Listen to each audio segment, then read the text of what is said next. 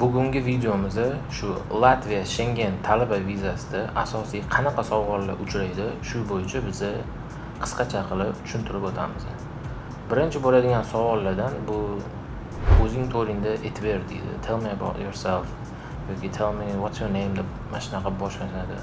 Intervyu qanaqa bo'ladi o'zi? Latviyadan yoki Litvadan, Polshani o'sha Yevropada asosiy beradigan savollari asosan shu nima uchun ketyapsan, borganda qayerda yashaysan va bitirgandan keyin nima planlaring deb mana shunaqa logikali savollar beradi. Mana shu logikada orqasida ular sizni maqsadingizni bilib olishga harakat qiladi.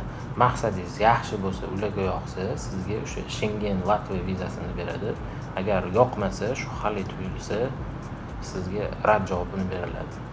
Shuning uchun keling biz ko'rib chiqamiz. Birinchi bo'lib shu beradigan savollari bu o'zingni tanishtirir deydi.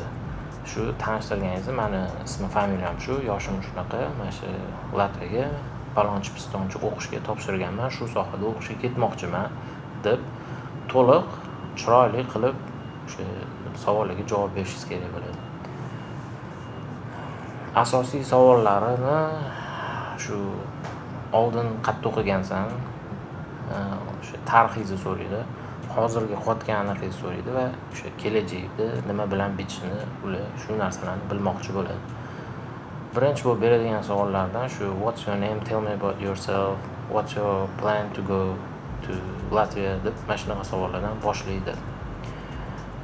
Keyingi beradigan savollar bu sizni shu nima sohada o'qimoqchisiz, qancha vaqt shu sohada o'qimoqchisan va qaysi o'qish, mana shularning hammasini to'liq so'rashga ularning haqqi bor.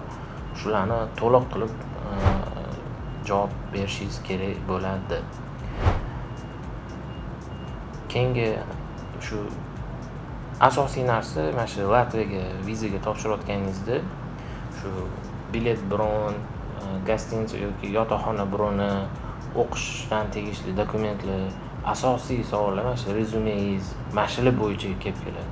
Shu topshirayotganingizda siz o'zingizga aniq-tiniq qilib qachon o'qish boshlanadi, qachon uchib borasiz, uchib borishingizni ham shu O'zbekiston havo yo'llaridan ko'rib chiqsangiz bo'ladi. Yevropaga, Rigaga, Toshkentdan to'g'rima-to'g'ri uchadigan biletlar bor. O'shalarning datalarini aniq-tiniq qilib bilib, aniq-tiniq qilib o'zingizga yozib olib javob berishga harakat qilishingiz kerak bo'ladi.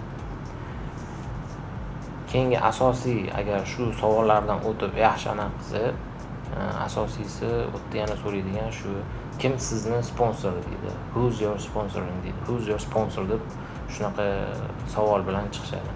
Odatda shu ota-ona deb javob berishingiz kerak bo'ladi. Yo meni o'rtog'im Latviyada chaqiryapti yoki shubhali savollar bo'lsa, ularga bu narsalar yoqmaydi. Shu mana shu o'rtog'im chaqiruvdi, shuning uchun ketyapman, borib o'sha yerda ishlab nimadir qolib ketaman degan bo'lsa, ularga umuman bu narsalar yoqmaydi. Shuning uchun mana shu narsalardan iloji boricha aytish kerak emas. Shunda ota-onam sponsorlik qiladi. Ota-onam mana shu palonchi pistonchi joyda ishlaydi. Mana bank shotimga pul qo'yilgan, shu bo'yicha menga topshirilgan. O'qishimga mana ota-onam 1 yilligini to'lab qo'ygan deb aytishingiz kerak bo'ladi.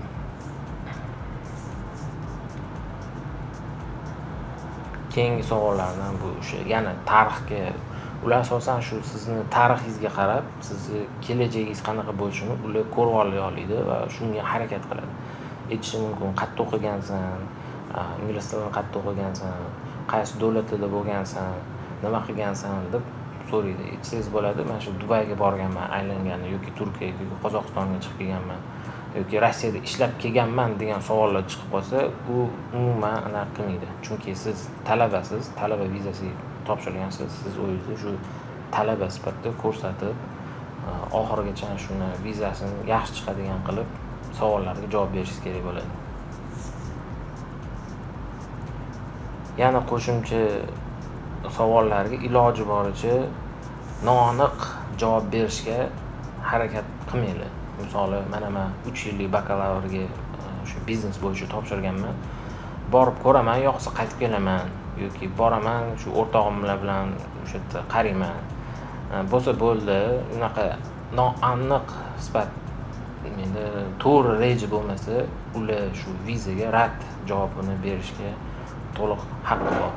Va shu sizga telefon qilganda ham yoki posustkaga intervyuga chaqirganda ham hech qachon hayajonlanmang. Agar sizga shu qulay vaqtda telefon qilib qolgan bo'lsa, noqulay vaqtda telefon qilib qolgan bo'lsa, aytaylik darsdamisiz yoki boshqa sport zanatiyalarida yurgan bo'lsangiz, siz ularga shuni aytib qo'ysangiz bo'ladi. Men hozir bandman, hozir keyinroq telefonda gaplashsak bo'ladi. Agar telefonda qulay bo'lsa, to'liq aniq savollariga javob berishga harakat qiling.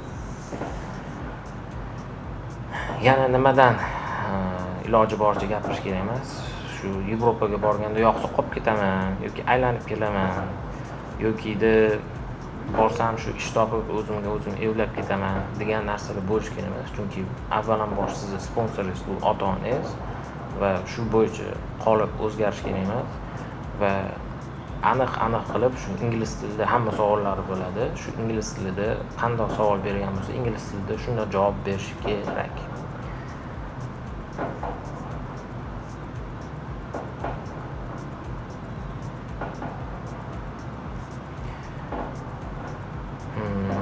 Nima yana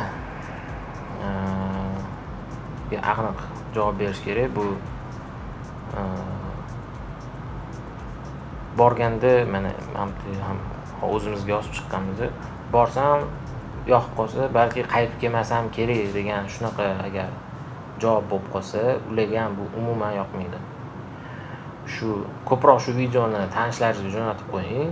Agar kim Latviyaga ketayotgan bo'lsa, shu bo'yicha biz ancha yildan beri mana ishlab kelyapmiz va o'zimizda ham mana bolalar, talabalar ham topshirayotganda 100 talik hammasi ketadi, lekin orada bitta ikkitasi chiqib qoladiki, ofisimizga shu yaxshi xabar bilan kelmay qoladi, aytadi, mana telefon qilib qoldi.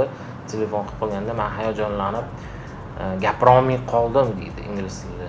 Nimaga gapira olmay qolding? Nimaga unaqa bo'ldi deb biz anaqa qilsak darsda edim deb qoladi yoki prosta hayajonlanib ketdim deydi. Shu hayajonlanish bo'lmasa, hayajonlanib bo'lish xohlamasanglar, oldindan tayyorlanib qo'ysanglar, bo'lmasa juda hayajonli bo'ladigan bo'lsa, men hozir mana shu video tagida hamma savol-javoblarni yozib qo'yaman.